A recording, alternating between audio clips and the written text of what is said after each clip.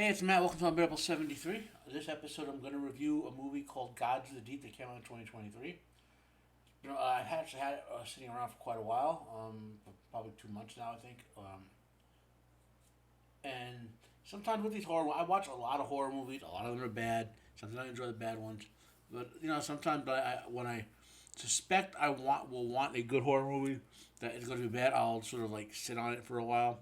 So when I first saw the cover of this film, okay, then I looked at it and said, "Yep, they're doing something that's Lovecraftian." There's literally a picture of like a Cthulhu-esque type creature on the cover. Okay, now this is not based directly on any story that H.P. Lovecraft ever wrote. Okay, it is, however, very Lovecraftian. You will see when we get through to it. There's been a lot of Lovecraftian films. Like I would say, I've seen at least 15 to 20 of them. Most of them suck. Dagon was pretty good.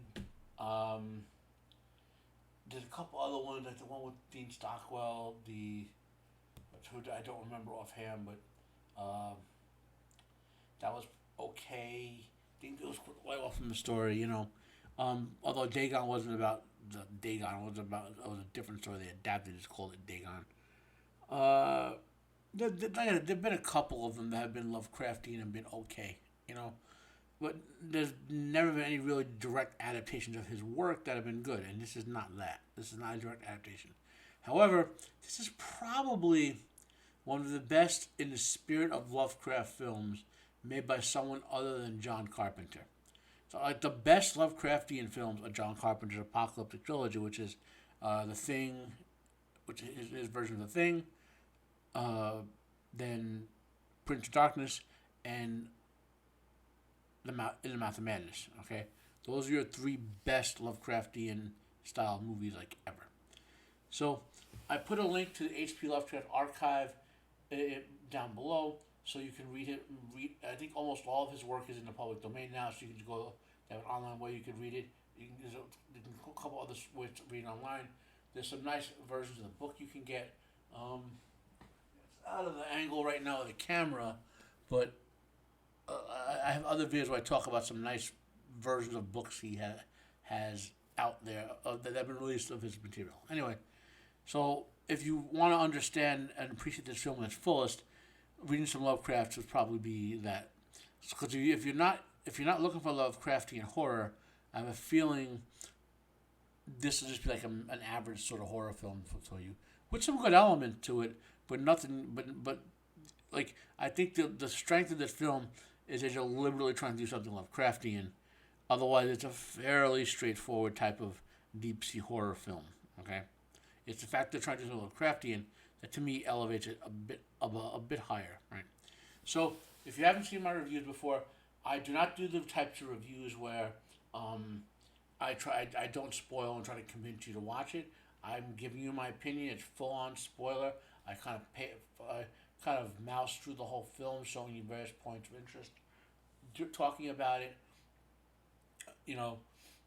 If you don't want to go to that, I recommend watching this film. If you want to find my rating, you gotta wait to the end and maybe come back later or whatever.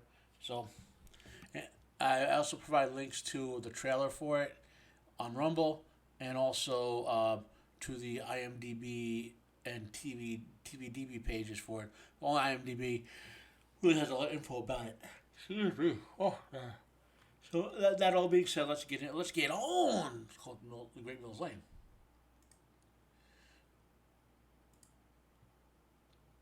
So I have the audio off and the subtitles on. Okay, so to start with, Lovecraft, I have to phrase this. I have to sort of seek this, put in perspective. He is a science fiction horror writer. He had some mental health issues, obviously. He was a man of his times, which is to say he was inferior morally to almost everyone today, blah, blah, blah, right? But he was fascinated of what he was most afraid of, which was this rapid changes in science that were almost incomprehensible. And he, as a science fiction writer, took it to extremes. He wrote an amazing description of a room with an infinite number of walls that every time I read it, I'm like amazed. And to the men of his time, and even to us today, there are two places, right, that we know of that have great mystery still. There's the oceans and there's space. And obviously, he said a lot of his fiction involves space or the oceans or other dimensions sometimes, right? So, in Lovecraft, right, humankind only arose on Earth as a sort of pet of previous advanced beings, right? I mean, we evolved, but then we're taken as pets.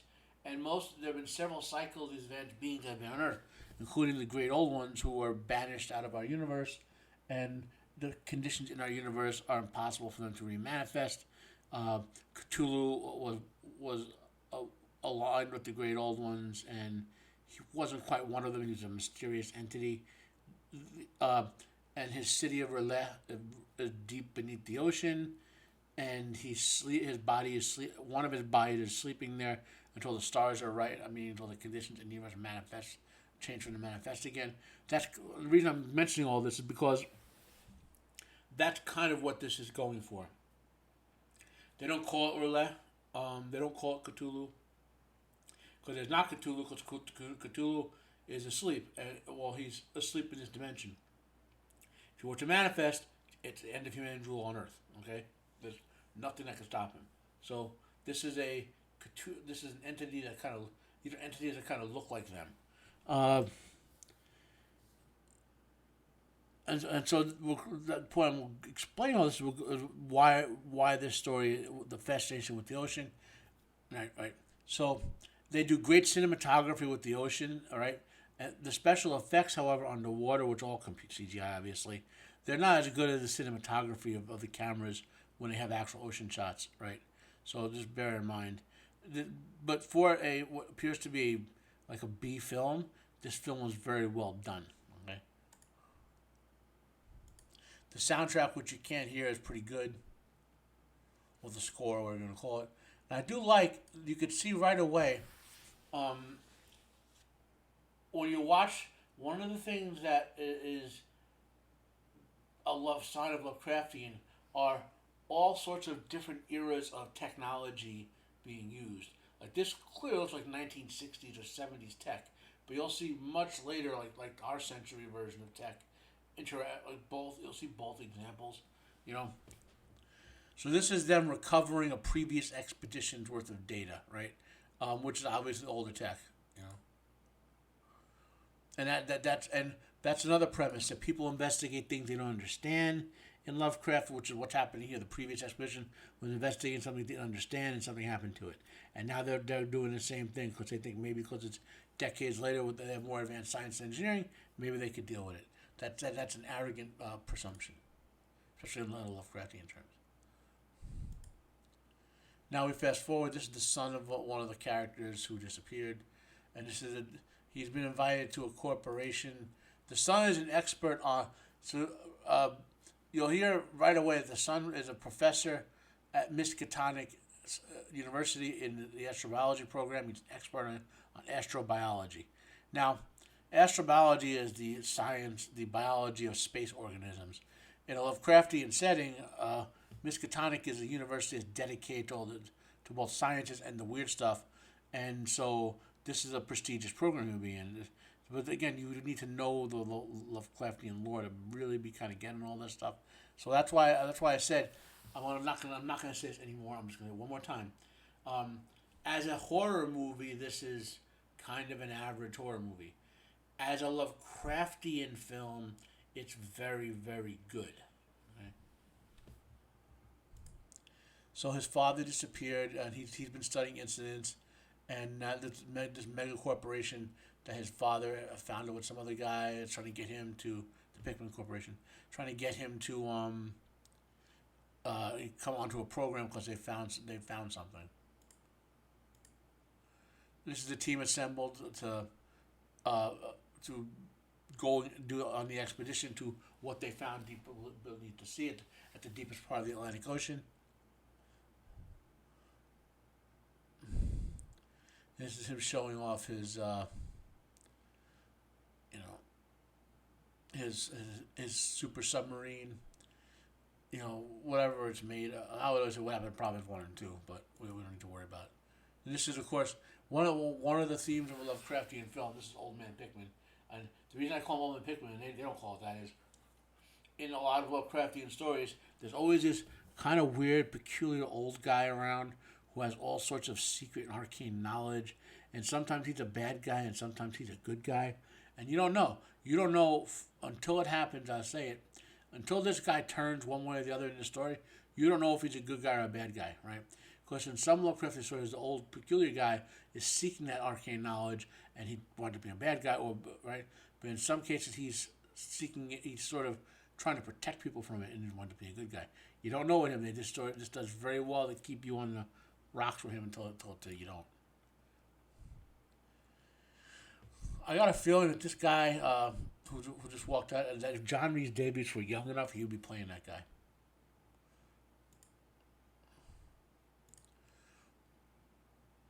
And the actors who play the actors here who I think I've seen one or two of them before in some other B-level stuff. I have a feeling these are actors who maybe have done more foreign films than American films, but they seem to have good American accents. I've seen them around before. I would just have to. Let's see here. Stars. I wish IMDB would. Well, Tim Cartwright plays as one of the guys. He's been in. We've seen him in stuff before. He was in the '70s Paul Dark, which I remember watching when I was young. I really should go back and rewatch it. He's been in a couple other films by this director. He was in Bruce Dickinson's Rain on the Graves video. That's probably where I've seen him most recently. You know, it looks like he did a lot of work with his director. You know. Yeah. So anyway, I don't want to belabor it. I want to. Let's. Oh, this guy. This is the guy I want to look up. Chris Lines. Okay. The Fourth Musketeer. I remember. Okay, D'Artagnan Senior. That's the guy we're looking at the camera right now. Let's see all. He's done some King Lear, probably some H.P. Lovecraft's Terrible Old Man. So it looks like he's had a decent little career. I've seen him around in some place. Okay. Anyway, point I'm getting at is these aren't any big name actors, but they do a good job, right? And I'm belabored 12 minutes. So let's get. So he's giving the speech that lets you know he knows stuff, and he gives you the impression he knows more than he's letting on.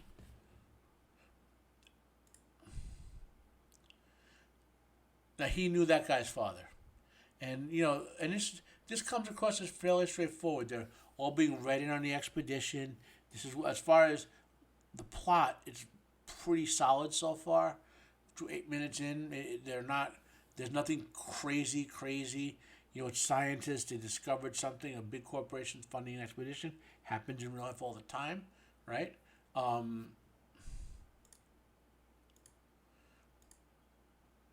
The team's bonding. Good writing here. They're not like immediately. One thing I do like with the female character. This is a sign. The number one sign you're in a schlocky horror film. Well, no, I can't say it that way. They don't sex pot her, meaning she's not walking around in a bikini. Every guy got horn. They all know she's attractive, obviously. I mean, like when you're a bunch of nerds and there's an attractive nerd woman there, it's one thing. But she's not there just to look good, which can sometimes happen in horror films with women. And she and our main character, whatever their name is anymore, they start to form a little bit of a relationship. Is that Jim? I don't call him Jeb. It's Jim.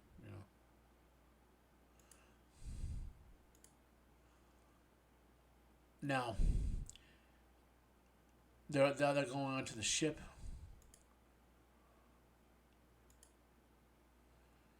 The set looks pretty good.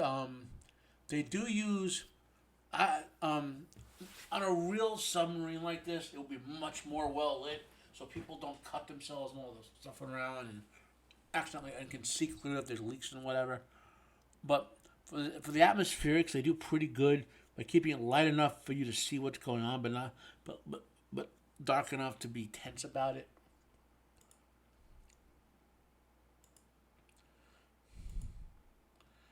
And this is nice. Like, let's go back a little here.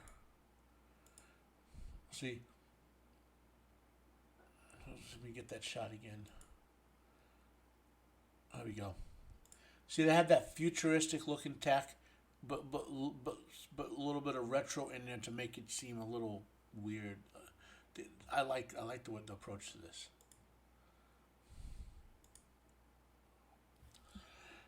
Excuse me. Right away, we're getting some weirdness from the old man. So, question: which way is he going to go with it? The writing is good too far. That how they did into the expedition vehicle. You'd think they'd have more than one of these things, but anyway. Now they're at what? Okay, so let's go back. So this is what they found originally. It's a some sort of large structure. Excuse me. Oh wow! What the heck? You got a live action of bug flying to my mouth, guys. Live action, right on camera. Oh man, gross. So you can see some sort of man-made structure. Now here's where I would have here's where on a scale of 0 to 10, this is like a 5 or 6 film. Well done enough, but not great enough. On a scale of 0 to 10 in terms of Lovecraftian, it's like a 7 or to 8, right? What really, really would have elevated it right now is if they threw a little more scientific investigation early. Like, for example, right here at this point, I'm like, if this were really, really well done Lovecraftian, they would have been searching all around looking to see if there's anything besides just that room there. Like, is it just that portal or whatever? Or is there something outside there that could be identified as artificial? Like, just a little bit more investigation, because that's one of the things that a tenet of Lovecraftian stories is that the heroes, or the whatever you want to call them sometimes they're victims, they investigate stuff, and we get some of that, but not quite enough. This is more of an action film, so that's why it's only like a maybe 7 to 8 on a Lovecraftian scale. Now we do get a nice bit coming up here. They always, when they go in, there's a bit of a time skip that the people in the sub experience that disconnects them from, and it's well done enough that, in other words, like 3 hours pass in their real life, but only like 1 minute for them. The only thing I would have done in that scene is would have had them have some sort of mental thing go on, like a little like all get a vision or something like that. But they do that does convey it to something otherworldly going on. So, like the sub loses, the sub loses power, and when it comes back on, 3 hours have passed.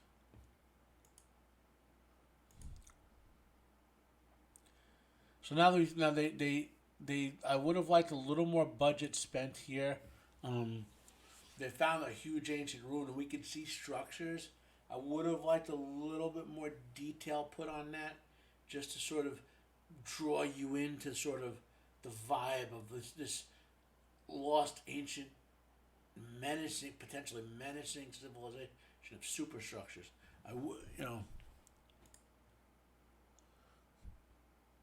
The actors though were doing a good job selling it, right?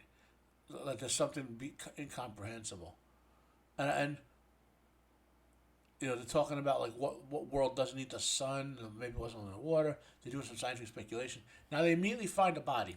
Now, again, at this point, this is a criticism of the film, of course.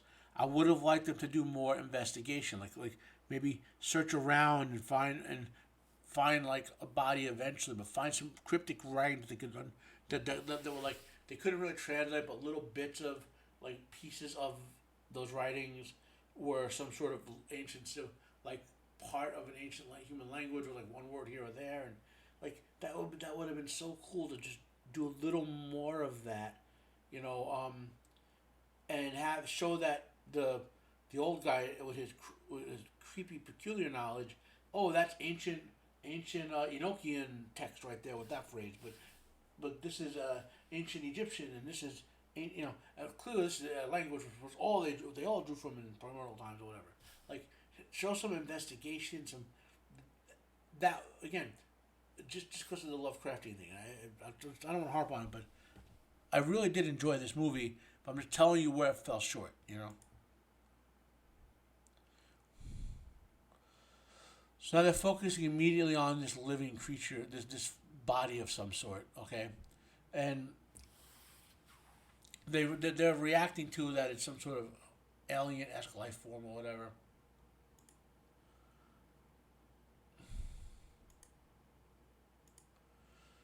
And now he goes down. He's going to try to get a sample from it. We get the close up with the scream mouth and the spider eyes and all the creepyisms. And then there's some freaking out going on. This is why I would have conveyed that something happened to them psychically when they lost that time, you know, so the freaking out can make a little more sense. Because there's, generally speaking, when you're in a situation with these sort of creatures, you're supposed to feel it in your bones. There's something there that's dangerous. So far, I mean, let's go full fast. I don't want to get like blocked on this because it's such a really good movie. So some bad stuff is happening. Finally, they're reacting. The girl fell into the pool and she drowned. But she's been hypothermia. So they could have won two ways with this because she lives. Okay, spoilers, right? They could have said, well, she's hypothermic, so we can bring her back to warm her up, or there could have been some sort of, creepy Lovecraftian shenanigans. But they just had someone after she'd been not breathing for like 5 minutes. Someone basically resuscitates her. But any explanation as to how that was possible without warming her first or using magic, or like not magic, but it's science fiction, So I thought that was a little flaw there. So now we get the creepy music. They're trying to get the guy back on the ship, and part of the ship is getting flooded. The bunk rooms are flooded. And of course, the giant monster just happens to walk up to them. There's one of them alive down there. The old man,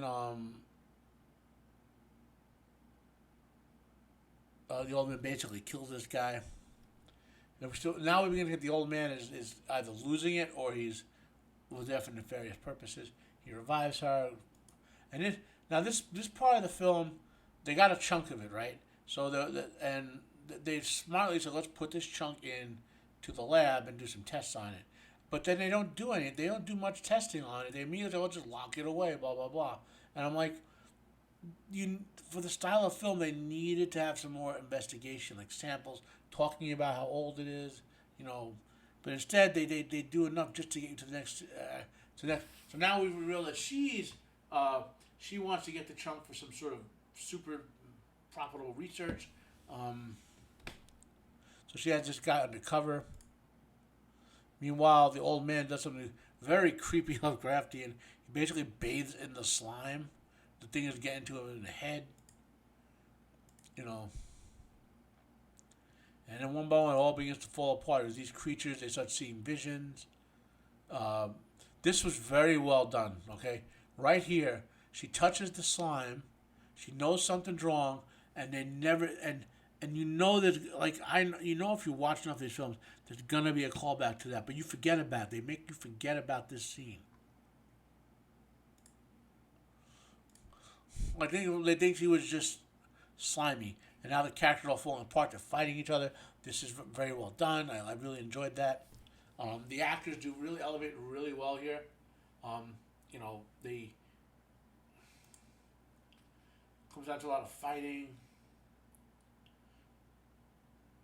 He gets a chunk. This guy has been dead and possessed at the same time.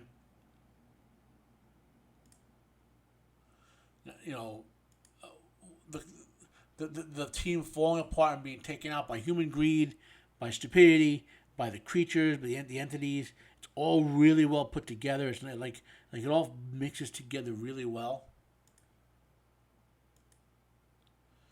and now they're gonna, now we know that only one of them get away because of the rover. So we got the heroic sacrifice of the man saving the woman. Because they don't want to bring that sample to the surface because it could potentially escape and destroy the surface. So now everyone left is possessed. He's gonna stay behind and destroy it. Blah blah blah. And he's been seeing visions of his father again here. His father has been totally transitioned over to being, one of the like the entities.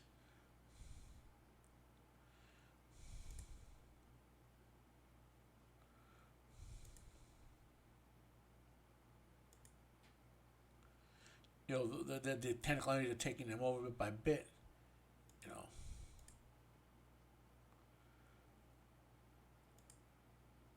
And basically he sends her on her way, and our female escapes, and he stays there. He sees a vision of his father accepting him into the sort of chaotic darkness of the great old ones. Let's go together to the dark one. Together with them to the depths of oblivion. Very Lovecraftian ending right there. But is it ended? Oh, she's escaped. She's free. Now they want to cover it up. They're all together. They found her drifting in the rover. A couple of days, a little shaky with the storyline, but okay.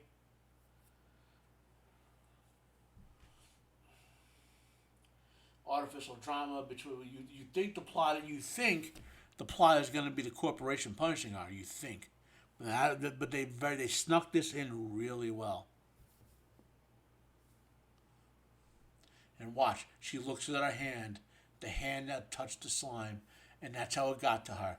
It's in her body, it's possessing her, it's using her to grow. It's on the surface now, it's free. Humanity is doomed. They know it, and she starts to go mad. Well, pure awesome.